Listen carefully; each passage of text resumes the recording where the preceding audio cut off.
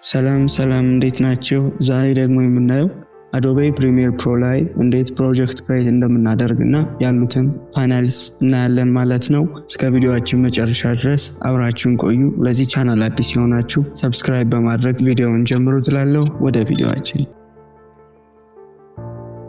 አዶቤ ፕሪሚየር እንደከፈት ነው እንደዚህ አይነት ዌልካም ፔጅ እናገኛለን ማለት ነው። ከዛ ቀጥሎ የምናገኘው ሪሴንት ይባላል። ሪሴንት ላይ የምናያቸው ከዚህ በፊት የሰራናቸውን ፕሮጀክቶች ማለት ነው የምናገኘው። ከሪሴንት ወደ ግራ በኩል ስንሄድ የመጀመሪያው ኒው ፕሮጀክት ይላል።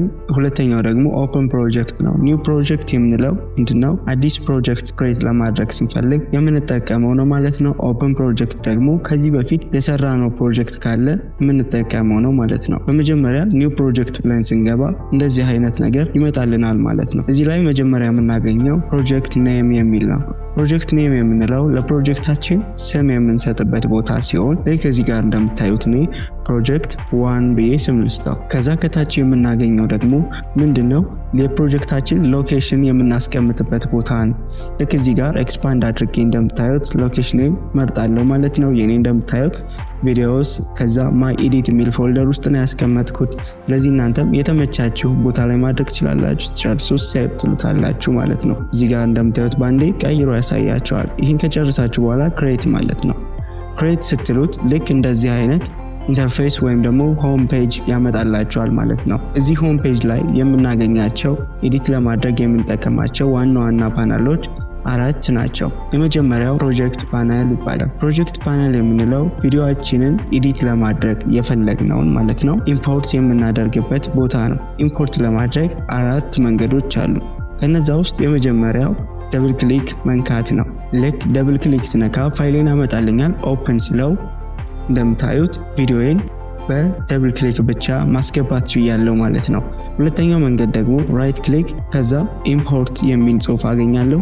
እሱን ክሊክ ሳደርገው ፋይሌን ያመጣልኛል። ቪዲዮን መርጬ ኦፕን ማለት ነው። ስለዚህ ልክ እንደምታዩት በተመሳሳይ 2 ቪዲዮዎችን አስገብቻለሁ ማለት ነው። ቀጣይና ሶስተኛው መንገድ ደግሞ ፋይሌ ላይ በመሄድ ቪዲዮዬ ወዳለበት ቦታ ሄጄ ፋይሌን ድራግ ኤንድ ድሮፕ ማድረግ ነው ማለት ነው። ልክ እንደምታዩ ድሮፕ ሳደርገው ፕሪሚየር አውቶማቲካሊ ኢምፖርት ያደርግልኛል ማለት ነው።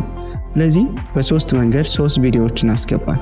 አሁን ደግሞ የመጨረሻው ኪቦርድ ላይ የምጠቀመው ሾርትከት ነው። ይህም ኮንትሮል አይ ይባላል። ኮንትሮል አይን ስነካ እንደምታዩት እንደዚህ አድርገው ኢምፖርት ያደርግልኛል ማለት ነው። ስለዚህ በእነዚህ በ4 መንገዶች እናንተ ኢምፖርት ማድረግ ትችላላችሁ ማለት ነው። ከፕሮጀክት ፓነል ወደ ላይ የማገኘው ደግሞ ሶርስ ፓነል ይባላል።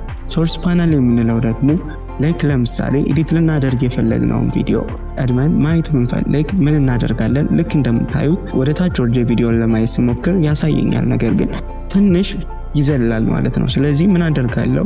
በሰፊው ማየት ከፈለኩኝ ቪዲዮውን ደብል ክሊክ በመነካ ሰዓት ወደ ምን ያመጣልኛል? ወደ ሶርስ ፓነል ያመጣልኛል ማለት ነው። ከዛ እንደምታዩት እንደ ልቤ ፕሌይ ያደረኩኝ ፓውዝ ያደረኩ የምፈልገውን ፓርት ማየት እችላለሁ ማለት ነው። ስለዚህ ሶርስ ፓነልን ለዚህ እንጠቀመዋለን ማለት ነው።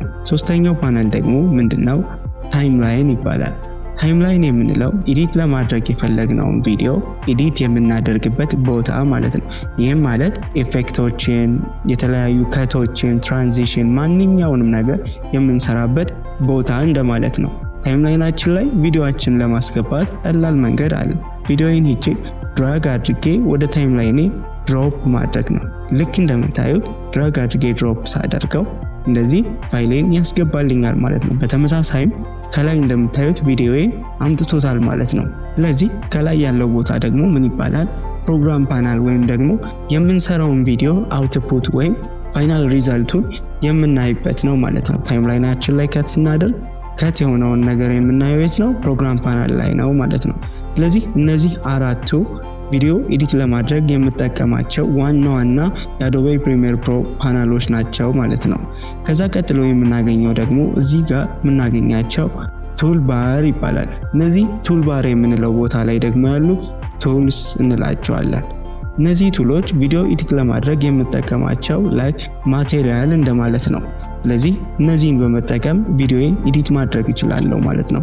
በቀጣይ ደግሞ እንዴት ቪዲዮአችን ከት ማድረግ እንደምንችል አብረን እናያለን ማለት ነው። እስከዛው ድረስ መልካም ጊዜ